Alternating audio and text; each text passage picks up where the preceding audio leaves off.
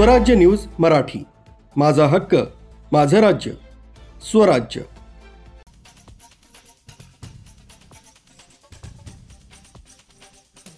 नाशिकरोडच्या फर्नांडिसवाडी firing प्रकरणातील गेल्या 4 महिन्यांपासून फरार असलेला उज्जैनवाल टोळीचा प्रमुख राहुल अजय उज्जैनवाल याला उपनगर पोलिसांनी मध्यरात्री मोठ्या शिताफीनं अटक केली।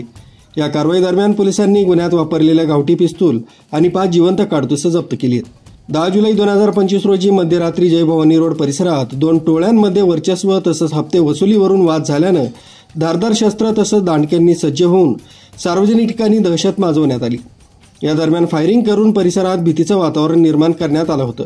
या प्रकरणी उपनगर पोलीस ठाण्यात गुन्हा दाखल झाला होता। या घटनेनंतर आरोपी राहुल उज्जैनवाल हा फरार झाला होता। त्याचा शोध गुन्हे शोध पथकाकडून सुरू होता। पोलीस निरीक्षक जयंत शिरसाट यांच्या मार्गदर्शनाखाली पोलीस उपनिरीक्षक प्रभाकर सोनवणे यांच्या पथकानं संशयिताचा मागोवा घेतला। 30 ऑक्टोबर रोजी मध्यरात्री पोलिसांना गुप्त माहिती मिळाली की राहुल उज्जैनवाल हा नाशिक रोड पोलीस ठाणे येथील गोसावीवाडी परिसरात येणार आहे। तत्काळ सापळा रचून पथकानं कारवाई केली। पोलिसांचं अस्तित्व लक्षात येताच आरोपीनं पळ काढला, मात्र पोलिसांनी परिसरातील गल्लीबोळात पाठलाग करून त्याला शिताफीनं अटक केली। त्याची अंगझडती घेतली असता त्याच्याकडे एक गावठी पिस्तूल आणि मॅगझिनमध्ये 5 जिवंत काडतुसं आढळली। एकूण 55,000 रुपयांचा मुद्देमाल पोलिसांनी जप्त केलाय। हीच पिस्तूल फर्नांडिसवाडी फायरिंगमध्ये वापरल्याची माहिती समोर आली।